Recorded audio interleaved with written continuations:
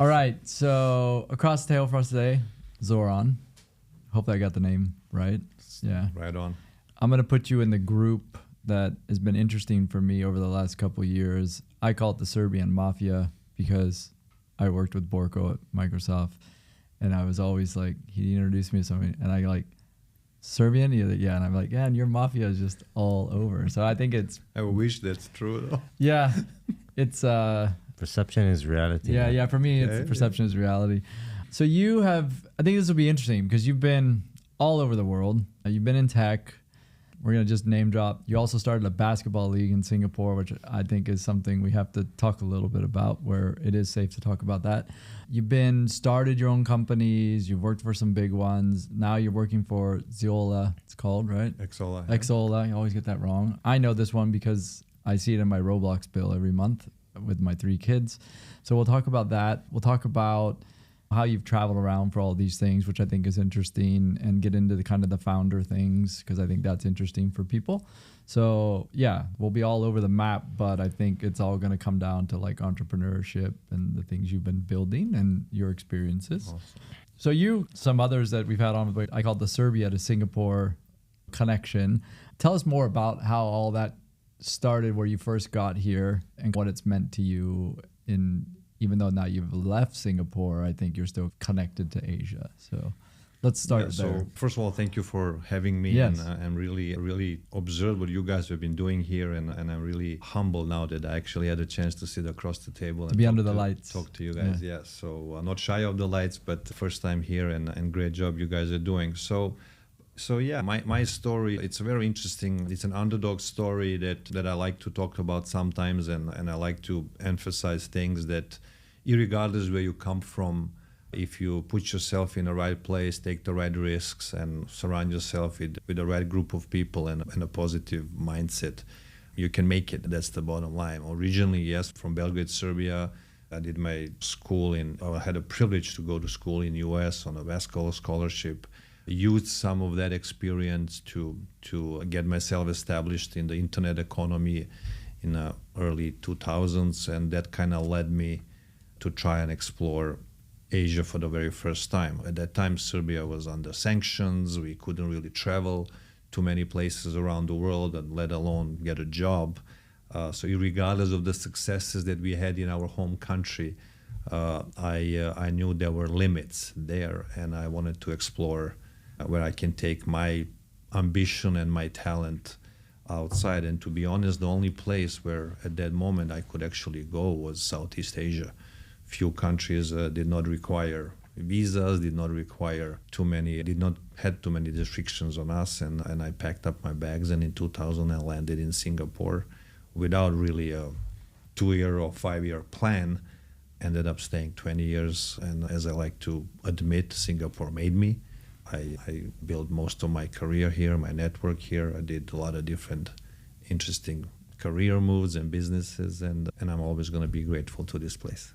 That's fantastic. And I think this is what I always tell. So I've been here 17 years. I landed in Hong Kong almost the same time you landed in Singapore. But I always tell people, like, the density of people and connections to global business is just unparalleled in Singapore. And then it creates this nucleus effect of just going out and doing other things because you've met somebody or done something. Correct. Here, I think the network effect was actually so much amplified here that there was really something that if people never tried and never been here, they will never understand.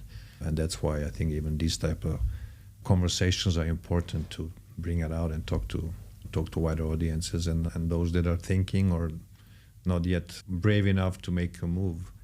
Here it is. You'll hear it from people that made it. Yeah, and what I like with this beginning of conversation is not just waving hands. We have evidence. We have very good evidence that it can work, it can happen, and I'm excited to hear more very quickly. So you're also a Singapore passport holder? Yeah. The time that you invest in business and in life here, this country eventually rewards that also. I was part of that group in mid-2000s when all of us that were committed to Singapore were offered citizenship also. So that was something that was embraced and useful, and today I'm enjoying fruits of that. But you'll always feel proud of how this came about, and here it is. I'm back in Singapore doing work and meeting friends, and would love to share this story also with you guys. During your career, you've been, I want to say, lucky and also pursue success.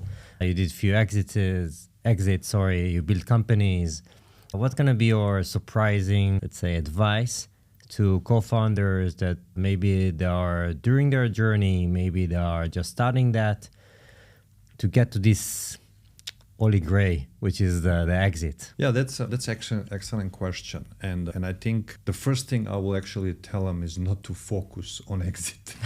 And I think that's probably the biggest learning and probably the biggest and strongest advice I would say.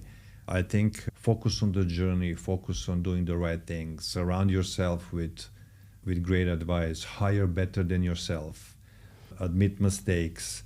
Exit will then just be a great result and a great outcome at the end. But the real drive and real adrenaline and real, journey is what really counts and what really needs to be the driving force of any founder.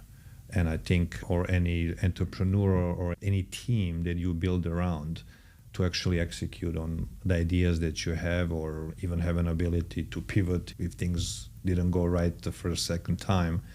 And as long as you stick to that tunnel vision and really work with people that you like to work with, and as I said, surround yourself with great advice, with hire people better than yourself. I'd always say this, I always preach this. Then eventual exits will come, and they will just feel right, and there will be a great satisfaction, there will be great end result. And as long as that's not the main focus, I think you are on the right path to success. Where did you put more of your weight? Was on getting the right advice with the advisories that you had, either friends, either professionals, or either you put the weight more on, I want to make sure I'm actually solving problems for my potential market? It's a very good question. The advice and the advisories were very important at the start. So that's when you have no idea what you're doing. You have this great idea, you have this great business plan, you think you're invented something, but you're really at the bottom of any business success. And at that moment, all you need is to make sure that you're surrounded by good advisors, by some mentors. I have the same mentors for many years, even today, and not necessarily talk only about business. You actually refer to them to talk about daily things, to just reset you.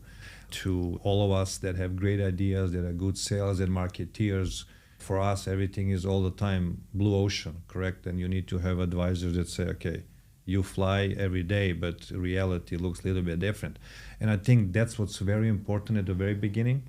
Then as you mature and as your businesses mature, then becomes everything around the right team, and also you moving away from things that you're not good at, and really let this be handled by somebody who's an expert and somebody that really has done this many more times and better than you. Get those people around you, and you still drive the vision and invest in team and invest in other relationships. So as you mature, these importances change. Correct. Still keep the advisors, rotate them. Yeah. Also, because at the early stage you need a certain set of advice. At the later stage you need a different set of advice. You still need it, but probably different. And that's something that kind of was consistent throughout many of the journeys that I had and many of the companies that I was involved with. And I think that's what I would still recommend to any founder, any entrepreneur, anybody thinking to embark on similar journeys, to actually think this through. When you have such a long journey and you do so many things, you have for sure bad days, tough days. Think about the moment where you were sitting and say, okay, it's done.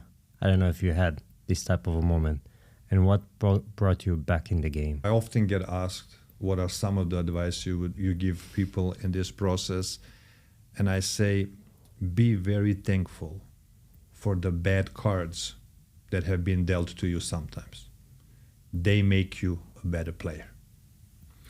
And the moment you're able to admit this to yourself, and the moment you allow these realities to come through, you're able to get up next Monday motivated, hungry again, and don't look back and say, well, this was a bad period, or let's hide for 2 years because something went wrong or something didn't work out. That's not how this game works. That's not how entrepreneurs think. That's not what attitude and mentality would be.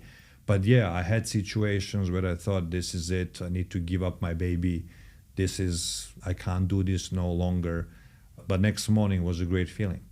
And next morning was just a new idea that came about, and we said, hey, let's do this again. Build, get out of it, exit, and then repeat again. And I think that's something that the moment you do this once and the moment you accept it, that's how this journey really goes. You will be motivated to do this over and over again. And I know for sure I'll never stop. That's just something that is in me, and I'll get on the next 5-year journey with some great idea, with some great stuff, and build to exit, and then we do it again. On the whole build to exit, one of the things, like when I look at some of this was done like 10 years ago or more, I suspect the startup kind of environment that we see today around raise a lot of money, grow fast. I'm not going to talk about that, but let's talk about the other side. I suspect a lot of your stuff wasn't a lot of capital, wasn't necessarily from VCs. It was probably more nominal fundraising, bootstrapping, and then you exit and you own probably a lot more of the cap table. So without getting into those specific details, let's talk more about that and how that's made it different when there actually is an exit versus what today, because I'm sure you get what I'm... It's a good question, and I think it's something that different founders and different entrepreneurs or co-founders, which is also in my case, a lot of them focus on those raises and on capital and early valuations and how this is going to look like and how this is going to change their lives, etc., etc. Nobody had a Ferrari parked in the car park for a very long time. I think the learning here was that, yes, even through bootstrapping, you're a bit more aware.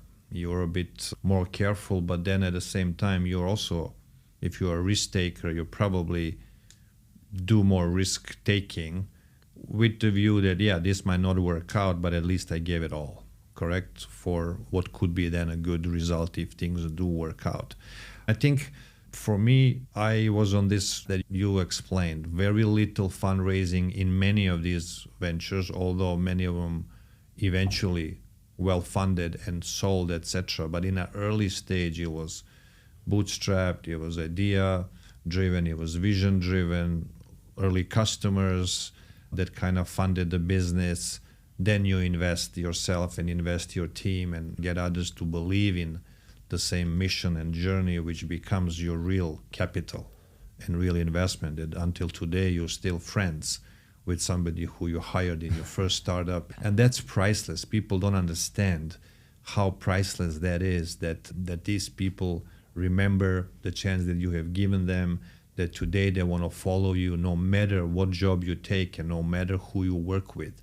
And I think that's the real capital. And that's what really was feeding me all this while, that irregardless which path we take, with the right people, I have the right investment. And then if the idea and if the business is correct, we will eventually raise money or find a way to exit or merge, and everything is just related to always exiting, but just taking the business to the next level. And bootstrapping is just find revenue, right? Is that... Find customers. Everything else cheapest form of capital. Everything else is just a hobby unless you have a paying customer, if you have somebody who really uses your service. So I think that was... And the real investments is actually in first set of customers. That's where you need to actually spend most of your time, most of your little money that you have is really just serving the first and second customer. Those are the ones that become your promoters. Those are the ones that end up giving you repeat work, and those are the ones that will stick around. So when I look at all your experience, you have this amazing Singapore passport so that you can go wherever. Now you've used that to get into America or back to America.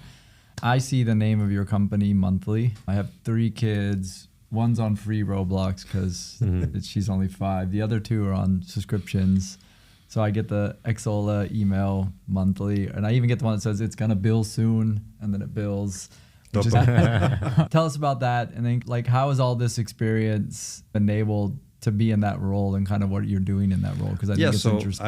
I've been in a digital monetization space for quite some time. 2-time CEO of platform business models that are all about monetizing digital experiences, gaming, and entertainment, basically with top 100 game publishers and studios connected to the platform and allowing these partners to monetize their games and their users.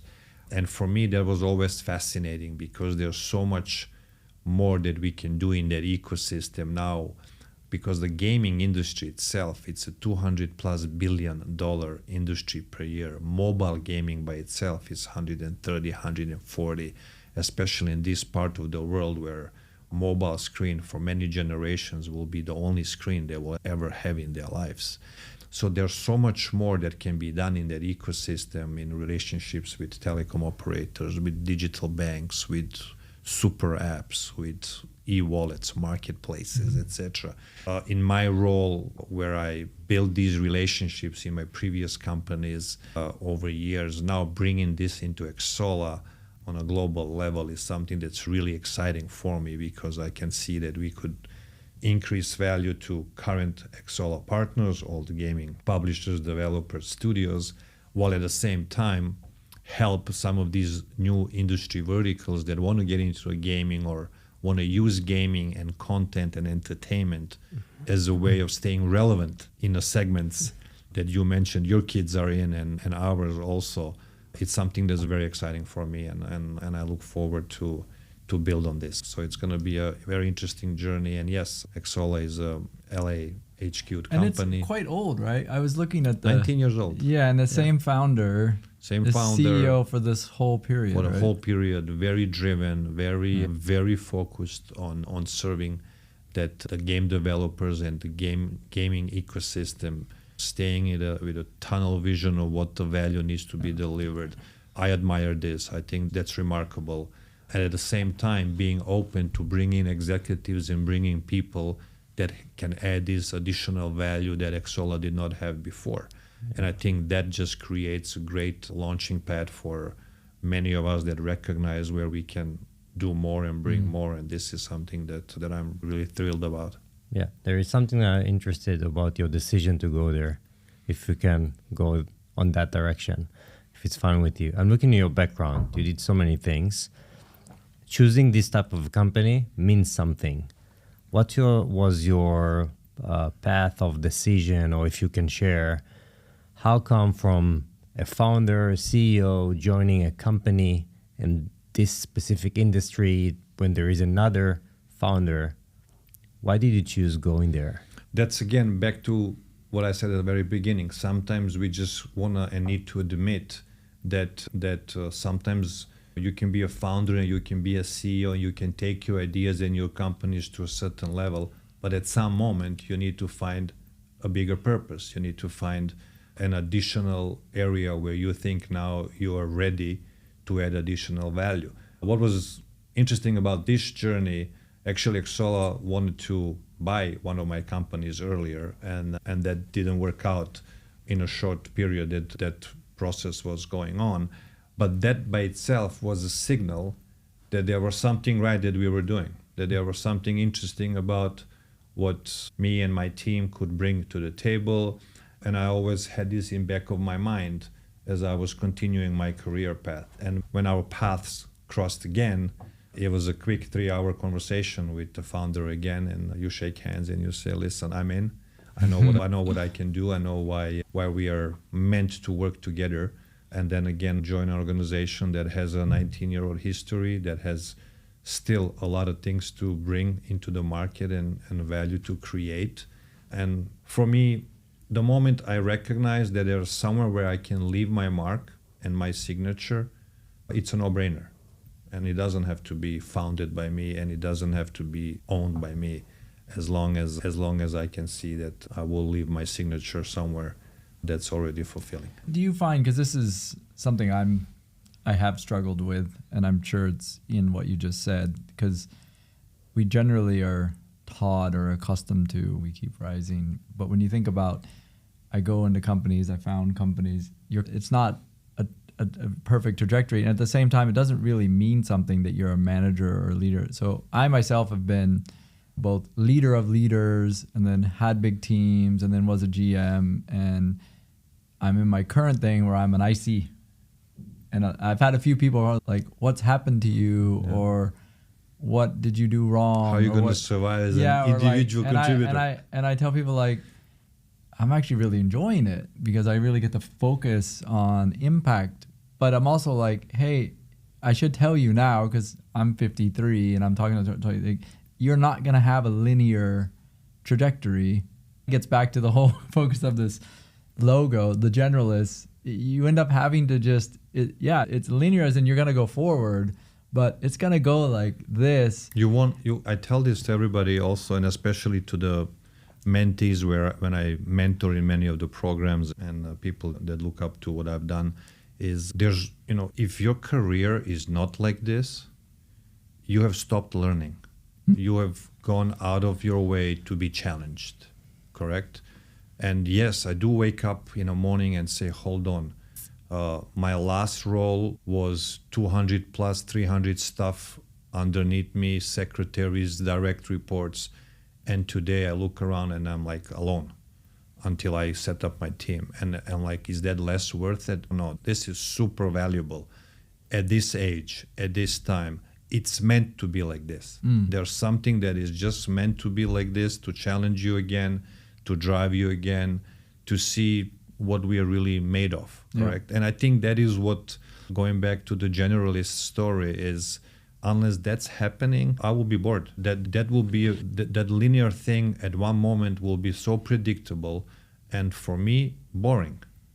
Therefore, this is okay. This is normal. This is now a new sacrifice, a new investment, a new playing field to prove yourself to yourself, not to anybody else, correct? Nobody else needs to set the goals for you.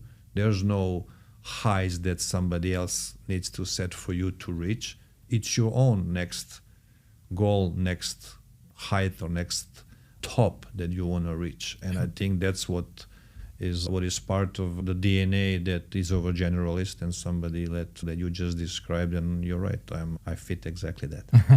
I think that it's a good point you made that I don't think we talk about enough. It's just we can get bored of things when we're constantly doing the same thing. And I think that's one of the things, like an unlock, I think, for generalists is this. You see these people that I like where they take a break and then they say, I'm doing something completely new. It's possibly to solve that problem, but I want to learn something new. I want to do something new. And I think this concept of generalism actually has that as an attribute of just, if you're able to become or evolve as a generalist, you also get this ability to like, I'm going to go do a new thing. I'm going to try something. But I think also what is very important here to highlight is if you have these other founders or these other executives that had followed your path as a founder, as a CEO, and they want to bring you into their company, you need to think about this. This is somebody's recognition of a value and that you are bringing and recognition of what you have done in the past. So it's actually just another double click on, okay, this is not somebody feeling sorry and giving you a job. No, it's a conviction. This is a conviction that this is a missing piece in my puzzle, and I'm now creating a space or a role or a business unit. It's almost the something. ultimate validation, right? And that's it, correct? And then as long as you then accept that's really how this is structured and why you are the right fit for this, there's never going to be lack of motivation to take these roles and actually go ahead and do this and really see that you're adding value and that somebody will reward you for this. I think the reset gives you a nice opportunity to like restructure and clean up and reframe yourself. That's something Which was the basketball league for me. Yeah. We should talk about that. And for me, it was the move to Singapore. Yeah. I did my reset. Yeah. And I feel the same thing as you just mentioned. You have to just to cross your borders or either go outside your comfortable zone in order to develop, to think different. Because if you And you can do that, by the way. I know very close persons to me that they don't want to leave their comfort place, which is fine, by the way. Not everyone have to be the generalist. They're successful. They're founder. It's fine. Yeah, there are different people. You're making a great point. And in my career, the most valuable thing that I'll take, and I actually even write this in a book that I'm writing, which is called Underdogs on Top. I stole the headline from 50 Cent's song, but it will be a book, correct? It's going to be your book. It's exactly this: getting out of the comfort zone and enriching myself with a chance to be educated and grow up in Eastern Europe, be educated in US, start your career in Eastern Europe, spend 20 years in Asia, 6 years in Middle East, Dubai. When you mix and now end up in the States, in US, mixing the cultures, mixing the different environments, different maturity of the markets that you are building your businesses in, different levels of investments, different type of teams you need to build around. That by itself, it's such a rich experience that anytime you bring this into a business conversation, into a boardroom, into a planning session, into a mentoring session, it's really rewarding. And there's really something you can bring to the table, and there's always a different perspective. You mentioned the Serbian story from very beginning. Southern Europe, hot-blooded, everything has to happen now at the speed that we want, full passion. And then you land in Singapore, where you need to take a check, downshift from the 6th gear to the 3rd, accept that the 3rd is the norm and that it still performs, and that's how things are done before you can accelerate again. Then you go into a hungry Middle East environment that is building, trying to catch up, investing, throwing things at you, and you're like, wow, what is this? Is this how really world functions today? No, there's just another scenario that you put yourself in and start to learn from it. Then take this back and then return back to Asia, and then from here go to Europe, where everything is now being developed and everybody's learning from all over the place, and now you land in Los Angeles, okay, hang loose. So all of that, it's actually an amazing toolkit to actually have with you as you continue to build your life and continue to build businesses and deliver value to the business ecosystem. I think it's a great, fantastic segue to Xsolla and thinking about so many different ecosystems you just mentioned. Different cultures, different buyers, different pace. For me, always, the US is the biggest market, leading the tech, leading the industry. And it's easy when you look at the stock market. Yeah, Nasdaq is still leading. There is no 2 question. years, it's official now. It's 2 years bull run, 700 something days now. Yeah. Which As is of yesterday. Yeah. This is evidence, not opinion. Yeah. Do you still think, now moving to the US, do you still think that the US is going to keep leading the tech for, I don't want to say forever, but let's say for the next 5 years? Yeah, so I'm not sure if there is a timeline on the leadership position, but I think if the question is, why is US still what it is? I think there's a set of answers that are very straightforward. To me, number one, it's still access to global talent. So not just US talent. There's global talent that has been brought into US that is now available to the US companies in US economies. That's very important, and that's one of the main reasons why in tech itself, but I'm sure that's also in some other industries, it's a driving force. Number two, the willingness to always try and experiment. That has always been the trademark of US. So any great idea or any bad idea, it's still going to be tested. It's still going to be tried. It's still going to have its first customer base, and you will very quickly find out if it's working or not, and you can continue to reinvent yourself. Market is big enough to allow for this, and that's why US is a great place. Access to funding. That's it. correct? Both VC level, private equity level. There's so much of it. They're so well organized and well structured that if you put yourself in the right place, and again, as I said, surround yourself with the right people, you will gain that access, correct? So easier than in any other region. So from that perspective, these three will probably be the key prerequisites. And then also, one thing that maybe people ignore is more and more involvement of US universities into the tech industry in terms of R&D, in terms of garages, in terms of test beds, etc., etc. And if you just look at the number of universities and great schools and actually the investments that they have made, that's just unmatched anywhere in the world. And when you have now academia also part of the first three ingredients that I have talked about, it still makes US pretty much untouchable. Yeah, and I think all those things are still intact and still That's correct. moving forward. That's it. Yeah. It's tough to. This is very interesting, and I'm going to add one more thing to what you just said. Yeah. The market is not just a big market, from my point of view. It's a unified market, because the market over here is also very big. However, it's not unified. They don't speak the same language. Thai, Vietnam, Japan, South Korea, name it. Different languages, different cultures, different markets, different economics, different adoption rate. And I think it's a challenge. But I agree it's a challenge, but I also find it as a great opportunity. Correct? Always, so yeah. I always find that is where you really get tested.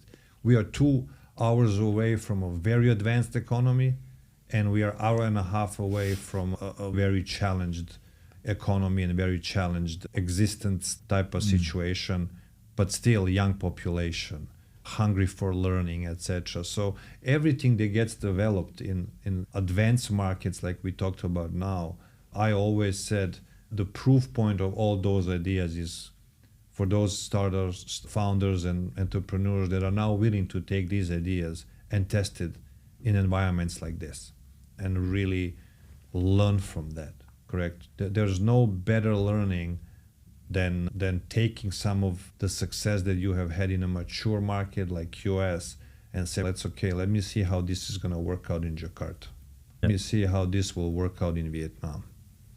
Correct. And still make it work or find a way to make it work. Then you're truly tested, you're truly global, you're truly, as I like to say, you really did full circle then. Correct. Versus just thinking that, hey, if it works in Denver, I can probably remote control do it also in Manila. And this is a fundamental mistake, by the way, with lots of American companies, and I have always observed. Lots of local companies too.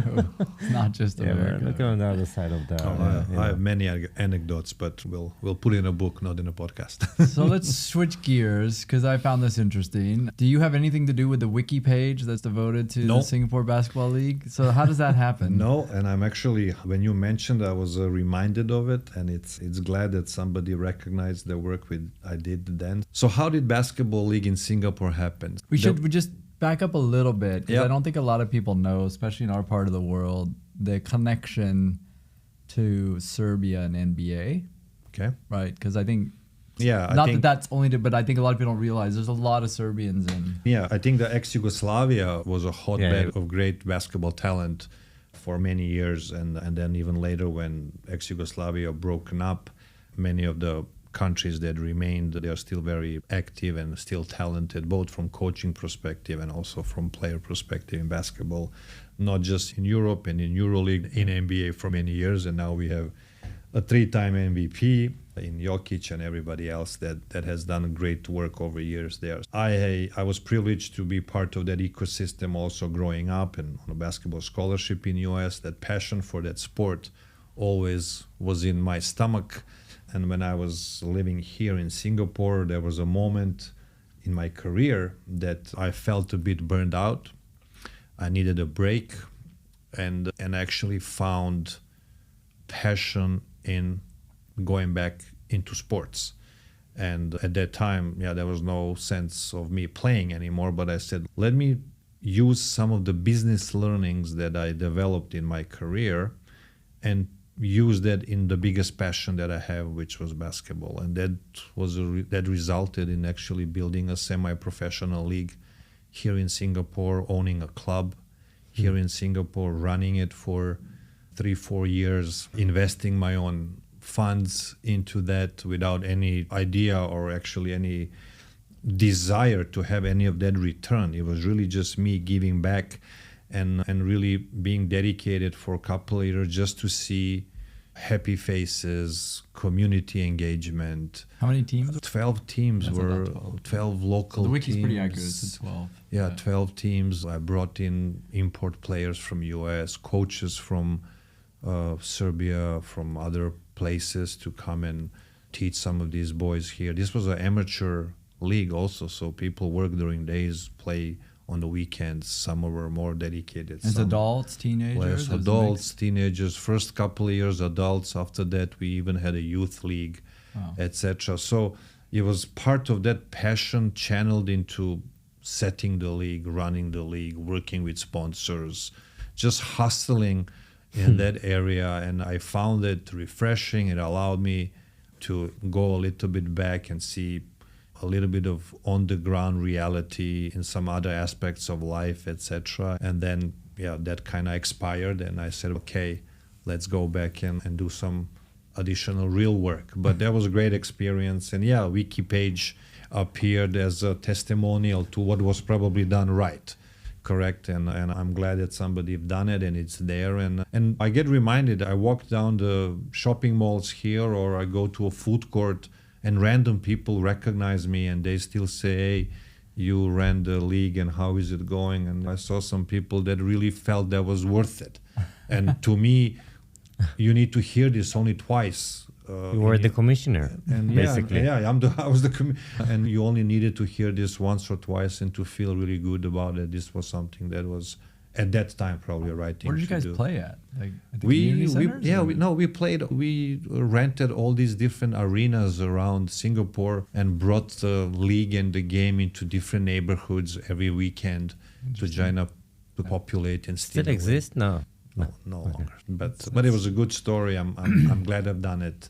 It's definitely an amazing story. I had to read up on it some more, and I stumbled upon the wiki page, and then I saw all the teams, and I was like, this is quite an adventure, right? Like, should do a doco, no? For me also, I felt as somebody that has had the opportunity to be part of a basketball ecosystem growing up and also having contacts in that world, it was also a way of me giving back to Singapore in one way or another, correct? One thing, I love it. Second is, okay, there's something that maybe somebody can learn from it and use it in the future. And if somebody did, and if that was the result of it, I'm already happy. So, super cool. Can speak for hours. Yeah. I think it's moving time on. to. Yeah, this is fun. We have our routine. We're asking the same question for any guest that we have. All right. And I will let Michael. All right, I'll start. You're 20 years old again, but now you know everything you know today. What are you telling him? Wow. A lot of things, but if I were to pick a few things, it will probably be a couple of things. One is, irregardless of what your starting point is, if you are from a poor family, from a middle class family, from a good school, from a bad school, from wherever it is, always have rich dreams. Just don't limit yourself to where you started from and what other think about you and what others have ever told you. Dream rich, dream big, and allow yourself to put yourself on that path. I think that's one starting point, and this is probably even before you're 20 years old. This is something maybe even earlier. Maybe the second thing is that don't let anybody else tell you what your limits are. Don't let anybody else set the goals for you. Don't let anybody else tell you what you cannot do. And I write this in my book, Underdogs on Top. And a lot of people say, what does top really mean? Is that the top that somebody else has set for you? It's a good point. Is that the top that somebody that you need to emulate and copy somebody else? No.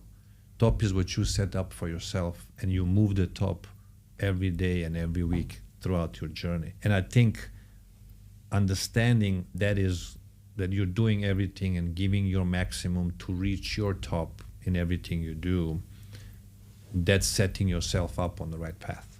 And that's not just in business, that's in life, that's in family, that's in friendship, that's in anything else, in hobbies, in anything you do. So I think that would be another probably advice to a 20-year-old myself. And also take risks. You know, it's okay to fail. It's okay to get bruised. It's okay, but as long as your desire and passion is stronger than the pain, you're on the right path. And as long as you feel this every day and in every touch, etc., you'll be just fine. So do you have kids? Yeah. All right. So I asked this one now of the parents because it's like my next leading question. So everybody who we ask this question sits across the table and say, be less fearful, take more risks. But we all have kids and we're saying this, but then are we doing it? Or let's say, how do we do this with our kids? Because we're all giving ourselves this advice that we would have said, but yet we have mini versions of ourselves running around. Are we giving them that advice, or are you? Because this is, for me, apparently I struggle with this. I think the main distinction here is don't live your unfulfilled dreams through your kids. And because of that, set some restrictions and be hesitant around certain things. They will never be you. They should never be us. They will need to develop themselves into best version of what they can be. And that is where we need to just be good listeners, need to allow things to develop, set the boundaries just of right and wrong, correct? And not what I think it's right or wrong, but you look today's environment and today's world and just set that in a yes or no red lines, correct? And just let them discover, let them fail, let them bruise, etc., etc. I always tell this to many parents I talk to and friends, etc., etc. And I'm asking you, have you seen a bruised knee from any kid recently? No, they're at home playing games. They are not interactive. Not enough. This is the point, correct? Yeah. So encouraging. That's the only thing I would tell and I would encourage. Yeah. Go out there, mingle, trial, get bruised, come back, scratch your head, ask for help. Then don't be embarrassed, and mold yourself. Correct. We are there as a support function. We are there to maybe provide the right path or the path that could be right, but don't be the final decision. Yeah, this is my fun one for Singapore. It always drives people mad. I say, my kids take the bus everywhere they go, and they started early on it, and it's the public bus, and it's, you want to go somewhere? There's the bus. Correct.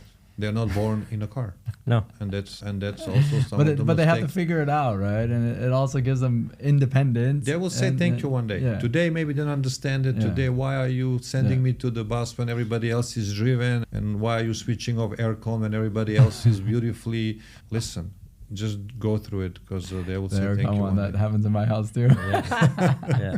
But we do it as well. Yeah. The boundaries, I'm on the same sense as you, by the way. Same thing, yeah.